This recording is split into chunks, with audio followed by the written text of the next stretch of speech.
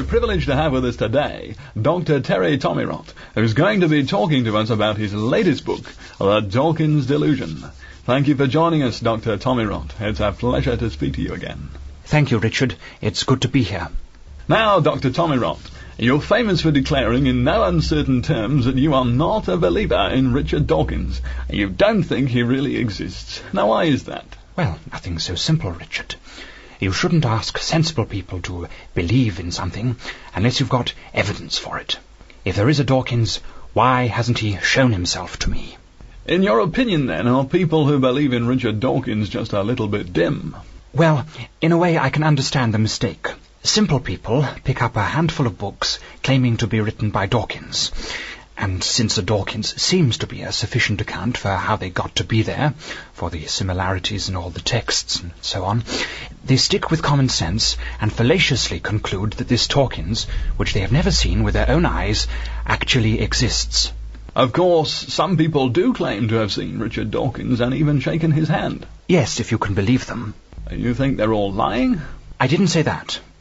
Of course, there's no shortage of liars in the world, and undoubtedly some people who claim to have had these Richard Dawkins experiences are deliberately telling fairy stories. But, you know, the human brain is a very, very complicated thing, and conjuring up an imaginary Dawkins would be child's play for it. Christopher Robin had Binker, I had the slimy custard man.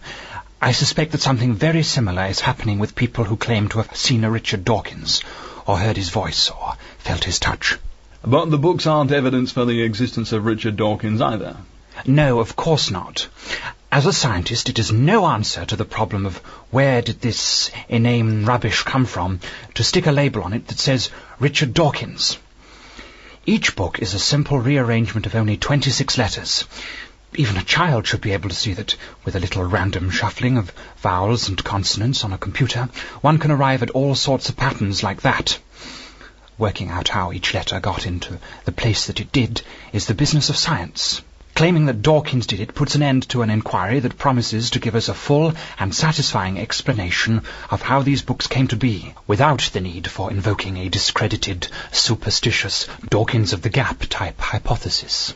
But some people might point to the fact that the letters are arranged in definite patterns, spelling out sophisticated chains of arguments, and that this is a clear mark of intelligence, not random accident. If there were some kind of intelligence behind these books, then, judging by their contents, it is obviously a pretty poor one. We would hardly have lost much worth having by not believing in Richard Dawkins, or in what his books have to say.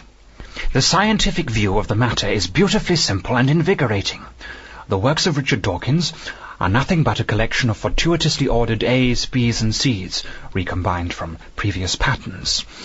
There is the Latin alphabet, there are the nonsense poems of Edward Lear, and there are the works of Richard Dawkins, and the one developed from the other through a series of random typing errors, though admittedly we haven't got all the details just now. You admit that science hasn't got the answers to where they come from, then? I haven't got all the answers. Science is working on it. But can you be sure that science will get all the answers? If science doesn't have the answers to where they came from, then Richard Dawkins' religion doesn't.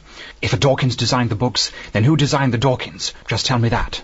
In your book, you have described the Dawkins revealed in the literature as an ostentatious, acrimonious, supercilious, pusillanimous, calumnious, censorious, vituperative, querulous, embittered, obsessive, and bombastic bully. Yes, that seems fair enough to me. Now, some people might say that that's going a bit over the top. Read your Richard Dawkins if you think that. Just read it. Read A Devil's Chaplain. Apart from finding no evidence whatsoever for an intelligence hiding somewhere beneath the paragraphs in the mystical realm of blind faith, you will discover, on the other hand, plenty of intolerance and bigotry in every chapter. All of these very good reasons to have nothing whatsoever to do with this Richard Dawkins religion. Dr. Tomirot, you have described this widespread belief in Richard Dawkins as a dangerous delusion. But what's especially dangerous about people believing in the existence of Richard Dawkins if it makes them happy? Well, for one fairly obvious reason, these people believe any book which has Dawkins' name on the cover, and these books say a lot of very silly things. Belief in Dawkins has been responsible for filling the internet with non sequiturs, caricatures, strawmen, and vitriol. Dawkins' disciples are militant. They are organized, and they're out to convert you and me. Yes, I would certainly call this a dangerous delusion. If there is a Richard Dawkins, he has a lot to answer for. In summary then, Dr. Tommy Rott, what would you say is your main objection to the Richard Dawkins belief? My main objection is simply this. People are following a delusional Dawkins who is telling them what to think and believe when they should be following me.